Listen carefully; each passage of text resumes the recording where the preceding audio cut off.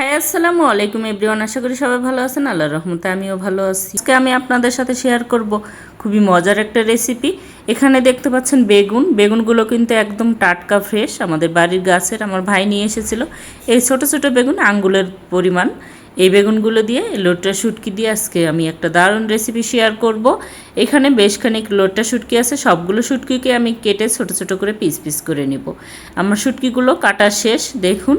আর এই শুটকিগুলো দিয়েই আমি কিছু পরিমাণ নিয়ে আমি আজকে বেগুন দিয়ে একটি রেসিপি আপনাদের সাথে শেয়ার করছি। কিভাবে রান্না করলাম পুরো ভিডিওটি দেখতে থাকুন। আমার শুটকিগুলো কাটা শেষ, আর বাকি এই ময়লাগুলো আমি ফেলে দেবো। এইখান থেকে আমি কিছু পরিমাণ এই যে শুটকি নিয়ে এসেছি, এটা আমি এখন ভালোভাবে ঠান্ডা পানি দিয়ে ধুয়ে পরিষ্কার করে নেব। নিয়ে এবার গরম পানিতে ঢেলে দিচ্ছি। এটা কিন্তু গরম পানিতে অবশ্যই দিতে হবে। গরম পানিতে দিলে কিন্তু এর যে গায়ে একটা পিছলে পিছলে ভাপ আছে, এর আঠালো, সেটা কিন্তু আর থাকবে না। আর গায়ের কালারটাও পরিষ্কার হয়ে একদম সাদা হয়ে আসবে। তখনই বুঝতে পারবেন যে আপনার শুটকিটা প্রপারলি পরিষ্কার হয়ে গেছে। যেহেতু এটা সমুদ্রের শুটকি, তাই গরম পানিতে দেওয়ার সাথে সাথে এর যে একটা গায়ে বালি বালি ভাপ আর পিছলা ভাপ আছে, সেটা কিন্তু আর থাকবে না। এখন দেখুন একদম পরিষ্কার হয়ে সাদা কালার ধারণ করেছে। তার মানে আমার শুটকিটা ভালোভাবে ওয়াশ করা হয়ে গিয়েছে। আমি খুন্তির সাহায্যে বারবার একটু করে নেড়ে দিয়েছি, তাই একদম ফ্রেশ হয়ে গেছে। আমি আরেকটু ঠান্ডা পানি দিয়ে ভালোভাবে ধুয়ে পানি ঝরিয়ে নিয়েছি। এখন আমি দিয়ে দিয়েছি কড়াইতে তেল। এখানে আমি সানফ্লাওয়ার তেল ব্যবহার করেছি। আপনারা চাইলে যে কোনো ব্র্যান্ডের যে কোনো তেল ব্যবহার করতে পারেন, রান্নার তেল আর কি। আর বেশ খানিক পেঁয়াজ কুচি দিয়েছি। পেঁয়াজটা একটু বেশি দিতে হবে এখানে, কারণ শুটকি রান্নাতে একটু রসুন পেঁয়াজটা বেশি লাগে, তাই আমিও একটু বেশি পেঁয়াজ দিয়েছি। দিয়ে হালকা গোল্ডেন ব্রাউন কালার ধারণ করেছে। এই পর্যায়ে আমি শুটকিগুলো এখানে অ্যাড করে দিচ্ছি। শুটকিগুলো আবারও তেলের পেঁয়াজের সাথে আমি ভেজে নেব, যাতে এর শুটকির যে একটা গন্ধ আছে সেই গন্ধটা কেটে যায়। আর শুটকিটা একটু ভেজে নিয়ে এখন আমি দিয়ে দিলাম বেশ খানিক রসুন থেতো করে দিয়েছি। আপনারা চাইলে বাটাও দিতে পারেন। আর দিয়ে দিলাম জিরা বাটা, ধনিয়ার গুঁড়ো, হলুদের গুঁড়ো, সামান্য মরিচের গুঁড়ো, আর লবণ দিয়ে দিব পরিমাণ মতো। আর 2-4টা টমেটো ছোট করে কেটে কেটে দিয়েছি, যাতে এর কষানোর সময় গ্রেভিটা সুন্দর হয় আর ফ্লেভারটা ভালো আসে।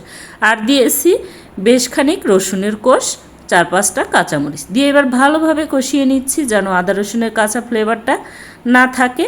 সেই পর্যায়ে আমি ভালোভাবে কষিয়ে নেব। আর শুটকিটাও ভালোভাবে কষানো হবে এবং ভাজা হয়ে যাবে।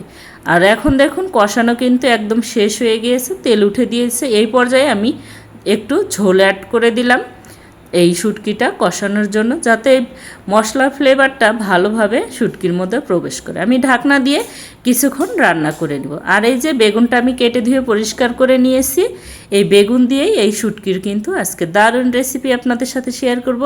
খুবই টেস্টি এই রেসিপিটি, যে একবার খেয়েছে সে কিন্তু এর লোপার সামলাতে পারবে না। আর যারা এখনও খাননি তারা অবশ্যই আমার এই ভিডিও ফলো করে রান্না করে দেখবেন, ভালো লাগবে ইনশাল্লাহ। আমি সেই বেগুনগুলি এখন অ্যাড করে দিলাম। একদম কচি ছোট ছোট বেগুন দিয়ে এইভাবে শুটকি, যে কোনো শুটকি দিয়ে রান্না করলে কিন্তু খেতে খুবই লোভনীয় হয়। আর এই শুটকি লাভার যারা, তারা কিন্তু এই রেসিপিটি অবশ্যই পছন্দ করবেন আমার মতো। আর যারা কখনো খায় নাই, তারা কিন্তু এইভাবে রান্না করে খেয়ে দেখবেন, তারা বুঝতেই পারবেন না যে এটা শুটকি। কারণ শুটকির যে একটা উগ্র গন্ধ থাকে, সেই গন্ধটা এইভাবে রান্না করলে আর থাকে না। আমি ঢাকনা দিয়ে ঢেকে কিছুক্ষণ একদম কষিয়ে নিচ্ছি, কারণ এই রান্নাটার টেস্টই আসবে কষানোর উপরে ডিপেন্ড করবে। যত ভালো করে কষিয়ে একদম বেগুনটা শুটকির সাথে সিদ্ধ হয়ে যাবে, ওই পর্যায়ে কিন্তু ঝোল অ্যাড করতে হবে। তার আগে ঝোল দেওয়া যাবে না, কারণ একটু সময় নিয়ে ঢাকনা দিয়ে ঢেকে ঢেকে ভালোভাবে কষিয়ে নিতে হবে। আমি ঢাকনা দিয়ে আরেকটু রান্না করে নিব। কিছুক্ষণ পরে ঢাকনা তুলে দেখুন একদম কিন্তু বেগুনগুলি সিদ্ধ হয়ে গিয়েছে আর তেল ছেড়ে দিয়েছে। আমি এখন আরেকটু ভালোভাবে নেড়ে চেড়ে মিশিয়ে নিচ্ছি। একদম মাখা মাখা হয়ে গিয়েছে সিদ্ধ হয়ে বেগুন আর শুটকি। এই পর্যায়ে আমি ঝোল অ্যাড করে দিচ্ছি। ঝোলের জন্য পানি দিয়ে দিলাম, নর্মাল পানি। আমি একটু পানিটা গরম করে দিয়েছি। আপনারা চাইলে ঠান্ডা পানিও ব্যবহার করতে পারেন, তবে আমি একটু গরম পানি দিয়েছি, যাতে তাড়াতাড়ি এর ফ্লেভারটা সুন্দর থাকে এবং সিদ্ধ হয়, তা বলক উঠে যায়। দেখুন বলক উঠে গিয়েছে, কিন্তু তাড়াতাড়ি গরম পানি দেওয়ার জন্য আমি ঢাকনা দিয়ে আরও কিছুক্ষণ রান্না করে নিলাম। এবার আমি দিয়ে দিব এইখানে আরও 2-4টা টমেটো। টমেটোগুলো আমি বিচি ফেলে দিয়ে লম্বা লম্বা শেপে কেটে নিয়েছি। লাস্টের দিকেই এই টমেটোগুলো দিলে আস্তে আস্তে থাকবে এবং খেতেও কিন্তু খুবই ভালো লাগে। আর 4-5টা কাঁচামরিচ দিয়ে দিলাম, দিয়ে দিব এবার বেশ খানিক ধনিয়ার পাতা। ধনিয়ার পাতা দিলে এর ফ্লেভারটা খুবই সুন্দর আসে, আর শুটকির সাথে তো ধনিয়ার পাতার ফ্লেভারটা খুবই ভালো লাগে। আপনারা কে কোথা থেকে আমার এই ভিডিওটি দেখছেন অবশ্যই কমেন্টে জানাবেন। আর ভিডিওটি ভালো লাগলে লাইক শেয়ার দিয়ে আমার পাশে থাকবেন। ইউটিউব থেকে দেখলে সাবস্ক্রাইব করবেন এবং পেজ থেকে দেখলে ফলো দিয়ে আমার সাথে থাকবেন, যাতে পরবর্তীতে এমন মজার মজার খাবারের নোটিফিকেশন আপনাদের মোবাইলে প্রথমে আসে।